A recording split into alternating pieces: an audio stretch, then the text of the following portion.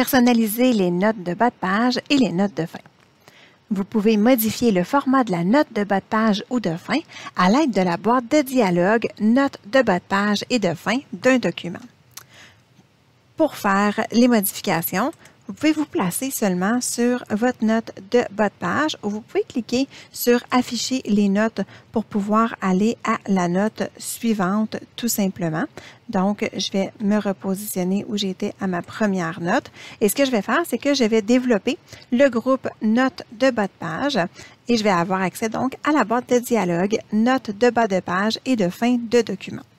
Donc, mon emplacement, on voit que la pastille cochée, c'est notes de bas de page. Donc, je ne vais faire aucune modification de ce côté-là. Et ensuite, en fait, ce qui va m'intéresser, c'est la zone format qui est juste ici. Donc là, je pourrais aller changer mon format de nombre. Alors, en cliquant sur la barre déroulante, bien au lieu d'avoir des nombres, je pourrais avoir les lettres, je pourrais avoir des chiffres romains en majuscules, en minuscules. Je pourrais même aller chercher certains symboles.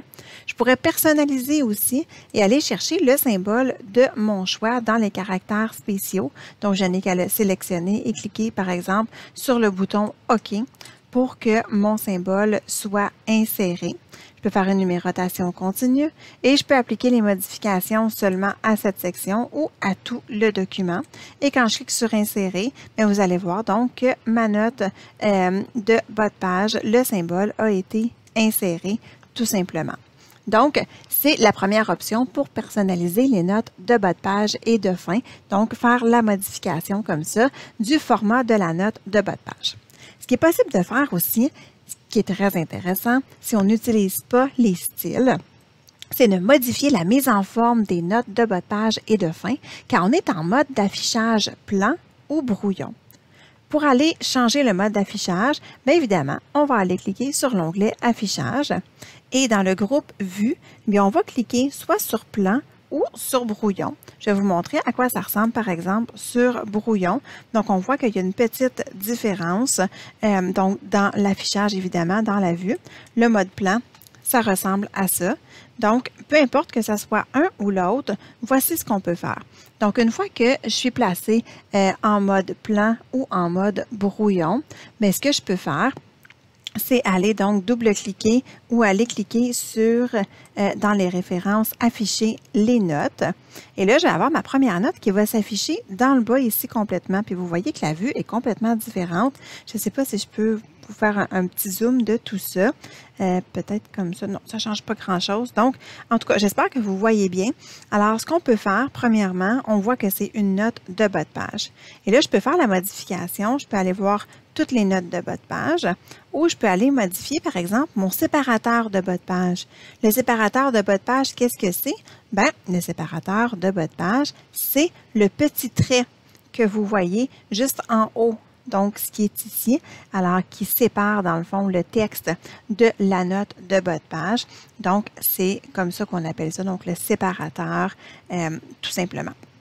Alors, je vais me replacer, donc je vais aller chercher dans mes références, faire afficher les notes. Et donc, elles sont ici. Alors, une fois que les notes sont affichées, bien, c'est là que c'est possible, donc, de sélectionner notre note, par exemple, et d'aller appliquer, par exemple, une police différente.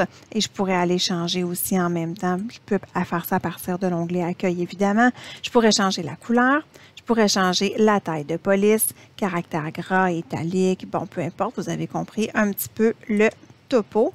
Donc, je vais arrêter de faire, je vais supprimer mes modifications parce que je ne veux pas faire de modifications dans mon document.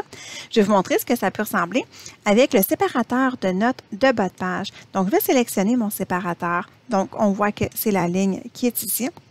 Et là, bien, c'est possible de faire plusieurs choses. Alors, en fait, je pourrais le mettre en gras.